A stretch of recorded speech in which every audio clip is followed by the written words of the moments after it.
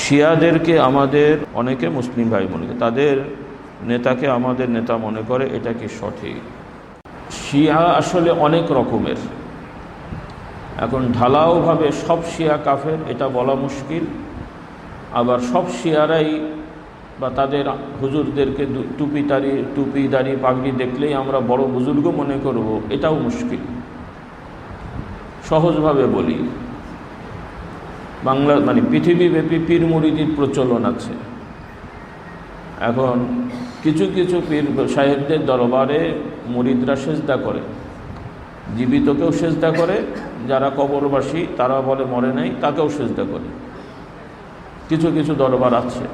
এখন এই দরবারের কারণে সব পীর সাহেবরাই কি মুশরিক? আবার আলহামদুলিল্লাহ পীর মাশায়েখদের অনেক হক্কানি হক পথে সুন্নতি তরিকায় তারা পীর মুরিদি করেন, আমাদের মুরব্বীরা করতেন, আমরাও চেষ্টা করছি আলহামদুলিল্লাহ, এরকমও আছে। এখন এটার জন্য যদি ঢালাওভাবে আপনারা বলেন যে সব পীর সাহেবরাই মুত্তাকি পরেজগার, সেটাও তো মুশকিল। তাহলে এখানে আমাদেরকে দেখতে হবে কারা কি বলে, সেই অনুযায়ী চলতে হবে। তো সাধারণভাবে শিয়া আর সুন্নি তফাতটা কি? মূল তফাতটা শুরু হয়েছে হযরত আলী রাদিয়াল্লাহু তাআলা আনহুর কে কেন্দ্র করে। আমরা বিশ্বাস করব যে রাসূলুল্লাহ সাল্লাল্লাহু আলাইহি সাল্লামের পরে প্রথম খলিফা হযরত আবু বকর রাদিয়াল্লাহু তাআলা আনহু, দ্বিতীয় খলিফা হযরত ওমর রাদিয়াল্লাহু তাআলা আনহু, তৃতীয় খলিফা হযরত উসমান রাদিয়াল্লাহু তাআলা আনহু, চতুর্থ খলিফা হযরত আলী রাদিয়াল্লাহু তাআলা আনহু, এবং সবাই জান্নাতি, সবাই আল্লাহর নবীর ঘনিষ্ঠ, এবং আল্লাহর নবী সাল্লাল্লাহু আলাইহি সাল্লামের ভবিষ্যৎবাণী এবং তার দিক নির্দেশনা অনুযায়ী আমরা যেটা পৃথিবীব্যাপী মুসলমানরা যারা নির্ভরযোগ্য আমরা বিশ্বাস করি যে তারা সবাই খোলাফায়ে রাশেদান, মানে হলো সৎ শাসক, নিষ্ঠাবান সৎ শাসক ছিলেন, এবং তাদের সিদ্ধান্তগুলো মেনে নেওয়া রাসূলুল্লাহ সাল্লাল্লাহু আলাইহি সাল্লামের হুকুম, এই সবার চারজনেরই। তো রাসূলুল্লাহ সাল্লাল্লাহু আলাইহি সাল্লাম চারজন নির্ধারণ করেননি, কিন্তু যে বর্ণনা তিনি বলেছেন সেইটা এনাদের ওপরে খাটে। সেজন্য পৃথিবীর সব নির্ভরযোগ্য আলেমরা বা সাহাবারা, নবী আল্লাহ রাসূল সাহাবীগণ এবং তাবেঈনরা এটা মেনে নিয়েছেন। কিন্তু মুসলমানদের একটা দল হযরত আলী রাদিয়াল্লাহু তাআলা আনহুর সময়ে তারা হযরত আলী রাদিয়াল্লাহু তাআলা আনহুকে বেশি ভক্তি দাবি করে তারা প্রথম দাবি করল যে হযরত আলী হচ্ছে আল্লাহর নবীর পরে একমাত্র খলিফা হওয়ার যোগ্য। আচ্ছা, এটা গেল প্রথম পর্যায়ে। এদের অনেকেই তিনজনকে মেনেছেন বাহ্যিকভাবে, কিন্তু ইনাকে যোগ্য মনে করছেন। এটা ভুল, এটা ভুল, আকীদাগত বা ভুল। এই ভুলটাও খারাপ, তবে এটার দ্বারা সে কাফের হয় না। কিন্তু এর সাথে আবার যোগ হয়ে গেল আরেক গ্রুপ, তারা বলছে যে ইনি শুধু হকদারি না, আবু বকর ওমর ওসমান ইনার উপরে জুলুম করেছেন, ওনারা ক্ষমতা লোভী ছিলেন, এজন্য ওনারা চালাকি করে ষড়যন্ত্র করে ক্ষমতা দখল করেছেন, ইনাকে দেননি। এবং তাহলে এখন আবু বকর ওমর যদি জুলুম করে থাকেন, তাহলে ইনারা সবাই ফেরেশতা নাকি? হ্যাঁ, আবু বকর ওমর ওসমান ইনারা জুলুম করেছেন, তাকে যারা জালেম মনে করবে তাহলে ইনারা কি ভালো হয়? আচ্ছা, একদল বলছে জালেম না, তবে ক্ষমতা ইনার পাওয়ার কথা, আর একদল বলছে ওনারা জালেম।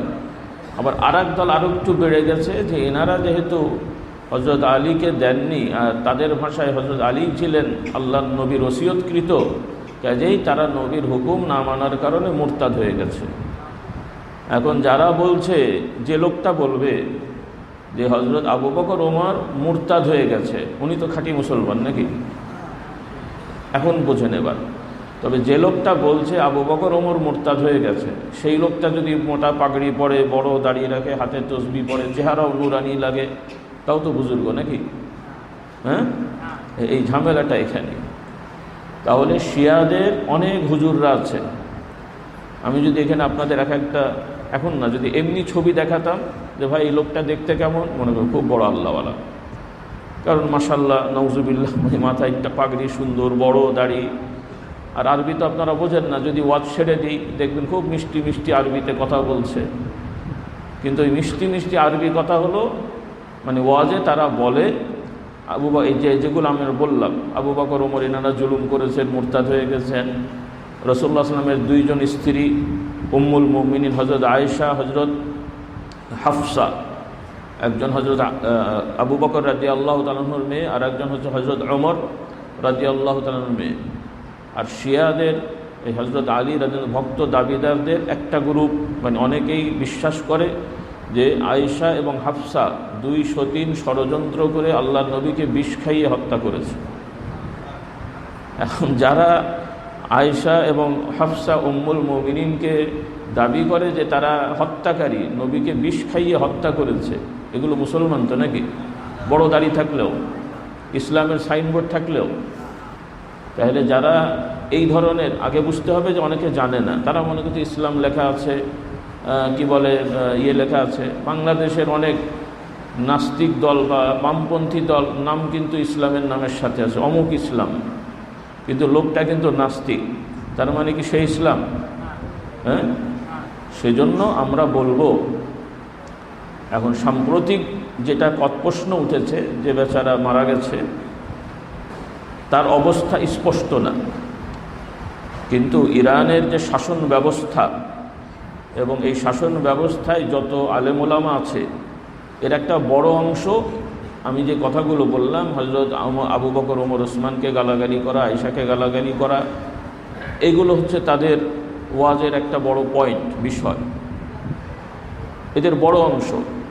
এখন এই বেচারা গালাগালি করতো কিনা বা তার আকীদা কি স্পষ্ট না, কিন্তু তার আগে বা তার সময়ে বা বর্তমানেও ইরানের বেশিরভাগ যেটা ওয়াজ মাহফিল তারা করে, তাদের হুজুরেরা এইগুলোই তারা বলে। তাহলে এখন আমাদের প্রশ্ন হবে যে যারা হযরত আবু বকর ওমর আয়েশা হাফসাকে গালাগালি করে ইসলামের পতাকা তোলে, আমরা কি সেই ইসলাম মানতে পারি? এখন এটাই আপনাদেরকে বুঝতে হবে। আমরা তো দেখছি হ্যাঁ তারা একটা মুসলিম দেশ, জব্বা জব্বা আছে, পাগড়ি টাগড়ি আছে, শরিয়া আইন আছে, এবং তাদের দেশে সাময়িক বিয়ে, মানে কয়েক সপ্তাহের জন্য, কয়েক ঘন্টার জন্য বিয়েও বৈধ। ইরানে আইনত, অন্যান্য দেশে পতিতালয় আছে, সরকার অনুমতি দেয় সেখানে যায়, ওইটাও হারাম। আর তারা পতিতালয় অনুমতি দেয়নি, কিন্তু তারা বলছে যে কোনো পুরুষ নারী অ্যাডাল্ট তারা চাইলে কয়েক ঘন্টার জন্য বিয়ে করতে পারে। বিয়ে করলো, কয়েক ঘন্টা থাকলো, আবার ছেড়ে দিল। এই বিয়ে নাকি তাদের দেশে, মানে তারা মনে করে এটা বৈধ, কিন্তু ইসলামের আইন অনুযায়ী যেটা নির্ভরযোগ্য মত সেটা হলো এই বিয়ে বৈধ না। এই বিয়ে কি নয়, তারা এই একটা হারাম জিনিসকে তারা বৈধ মনে করে। এরকম আরও অনেক ব্যাপার আছে। এরপর এগুলো তো বললাম আমি বাহ্যিক কিছু, ভেতরগত। আবার এই শিয়া সম্প্রদায়ের এক দল, তারা হযরত আলী রাদিয়াল্লাহু তাআলা আনহুকে জগতের পরিচালক মনে করে, যে তিনি গায়েব থেকে পরিচালনা করেন। এরকম অনেক কথা, ওইগুলো তো বললাম বাহ্যিক তারা বলে। আর ভেতরগত অনেক এই খুঁটিনাটি এই শিয়া সম্প্রদায়ের মধ্যে অনেক আকীদা আছে। তো আমাদের সতর্ক থাকতে হবে। ঢালাওভাবে আমরা বলবো না সব শিয়া কাফের, আমরা বলবো যাদের এই এই আকীদা আছে আমরা জানতে পারি, তাকে মুসলমান মনে করার কোনো সুযোগ নেই। কথাটা বোঝা গেল? আল্লাহ আমাদের হেদায়েত দান করুন। হ্যাঁ, বর্তমান যেটা ঝামেলা হয়েছে সেটা হলো যে বর্তমান যুদ্ধে তারা ক্ষতিগ্রস্ত হয়েছে ইরান সম্প্রদায়। তো আমরা সেটা ধর্ম অনুযায়ী না, মানে কে কার আকীদা সঠিক, কে ইমানদার নয়, এই বিচারে না। সামগ্রিকভাবে কোনো মানুষ যদি জুলুমের শিকার হয়, সে যদি নাস্তিকও হয়, নাস্তিক, সে আল্লাহকে মানে না, কিন্তু কারণ ছাড়াই তার উপরে, অথবা সে যে অন্যায় করেনি তাকে আরেকজন সেই অন্যায়ের দোষ দিল, তার মানে আমি কি বলবো নাকি সে করেছে? আচ্ছা, সহজভাবে বলি, একজন লোক আমরা চিনি, লোকটা নাস্তিক, কিন্তু তার উপরে কিছু লোক বলল যে এই লোকটা অমুক জিনিস চুরি করেছে। আসলে সে চুরি করেনি, সবাই জানি চুরি করেনি, কিন্তু মিথ্যে তাকে বলা হলো সে চুরি করেছে। এখন সে নাস্তিক বলে আমরাও কি বলবো লোকটা চুরি করেছে? হ্যাঁ, বলা যাবে? সে নাস্তিক, তার হিসাব আল্লাহর কাছে দেবে। কিন্তু সে যেটা করে নাই তার উপরে মিথ্যা অপবাদ দিলে ওইটাকে সাপোর্ট করা যাবে না। এখন যেটা যুদ্ধের কারণে যেটা হয়েছে, মানে মূল যুদ্ধটা তো আমেরিকা চাচ্ছে না, মানে মূল যুদ্ধটা আমেরিকা করিয়েছে ইসরায়েলের মাধ্যমে, বা ইসরায়েল আমেরিকার সাথে নিয়ে করছে। এখানে মূল ব্যাপারটা হলো ইরান না, মূল ব্যাপার হলো এই মুসলিম বিশ্বটাকে অস্থির করে তাদের স্বার্থ হাসিল করার চেষ্টা করা, আর সেজন্য তারা যুদ্ধ করছে। এবং এই যুদ্ধ যেভাবে শুরু হয়েছে এটা সঠিক পদ্ধতি না। অনেক সময় যুদ্ধেরও বৈধতা থাকে, কারণ থাকে। এটা অবৈধ একটা যুদ্ধ, কাজে অবৈধ যুদ্ধে ইরানের লোকরা মারা যাচ্ছে। সেজন্য আমরা বলছি যে এখানে তারা জুলুমের শিকার। কিন্তু তার মানে যে যার ওই আকীদা, সে যদি এই যুদ্ধে মারা যায় সে শহীদ হয়ে জান্নাতি হলো, এমন চিন্তা করার কোনো সুযোগ নেই। কিন্তু তারা জুলুমের শিকার হচ্ছে। আবার এটা দেখে আমরা কষ্ট পাচ্ছি, কিন্তু আবার ইতিহাস ঘাটলে দেখবেন এই ইরান সরকারও আবার বিভিন্ন দেশে জুলুম করেছে, নিরীহ মানুষদেরকে তারা হত্যা করেছে। সেটা কিন্তু তখন অত প্রচার হয়নি, সাধারণ মানুষ জানতো না। কিন্তু আমরা জানি, বা যারা খবরাখবর রাখে, ইতিহাস জানে, তারা জানে। কাজেই আল্লাহ তাআলা অনেক সময় এক জালেম দিয়ে আর এক জালেম কী করে, শায়েস্তা করেন। তো যাই হোক, এখন এদের তওবা করা উচিত যেন ভবিষ্যতে আর যেন জুলুম না করে। আর আমরাও চাই কোনো নিরীহ মানুষ যেন হত্যা না হয়। আল্লাহ তাআলা আমাদেরকে সঠিক বুঝদান করুন।